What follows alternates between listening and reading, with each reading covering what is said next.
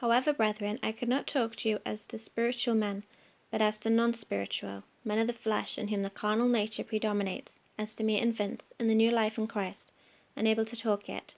I fed you with milk, not solid food, for you were not yet strong enough to be ready for it, but even yet you were not strong enough to be ready for it, for you were still unspiritual, having the nature of the flesh under the control of ordinary impulses.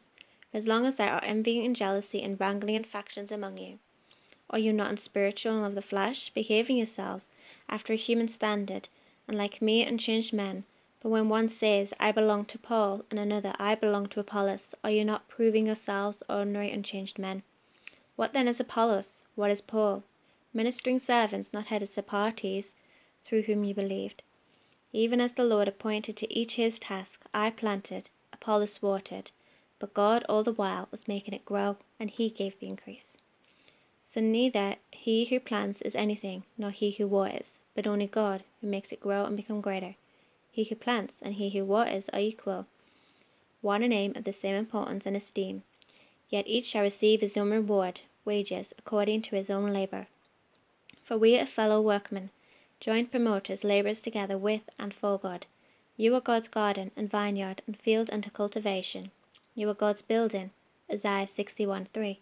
According to the grace, the special endowment for my task of God bestowed on me.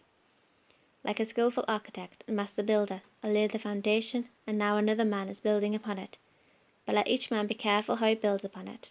For no other foundation can anyone lay than that which is already laid, which is Jesus Christ, Yeshayahu, the Messiah, the Anointed One. But if anyone builds upon the foundation, whether it be with gold, silver, precious stones, wood, hay, straw, the work of each one will become plainly, openly known, shown for what it is, for the day of Christ will disclose and declare it, because it will be revealed with fire, and the fire will test and critically appraise the character and worth of the work each person has done. If the work which any person has built on this foundation, any product of his efforts whatever survives this test, he will get his reward. But if any person's work is burned up under the test, he will suffer the loss of it all, losing his reward, though he himself will be saved, but only as one who has passed through fire. Job 23:10. Do you not discern and understand that you, the whole church at Corinth, are God's temple, his sanctuary, and that God's Spirit has his permanent dwelling in you, to be at home in you, collectively as a church, and also individually? If anyone does hurt to God's temple, or corrupts it with false doctrines, or destroys it, God will do hurt to him, and bring him to the corruption of death, and destroy him. For the temple of God is holy, sacred to him, and that temple you, the believing church, and its individual believers are. Let no person deceive himself. If anyone among you supposes that he is wise in this age, let him become a fool.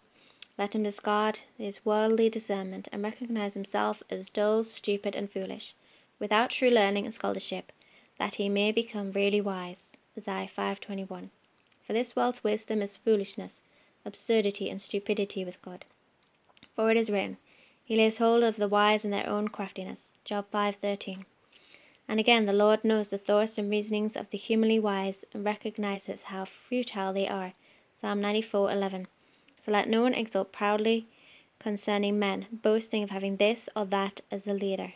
For all things are yours, whether Paul or Apollos or Cephas, Peter, or the universal life or death, or the immediate and threatening present, or the subsequent and uncertain future, all are yours, and you are Christ's, and Christ's is God's.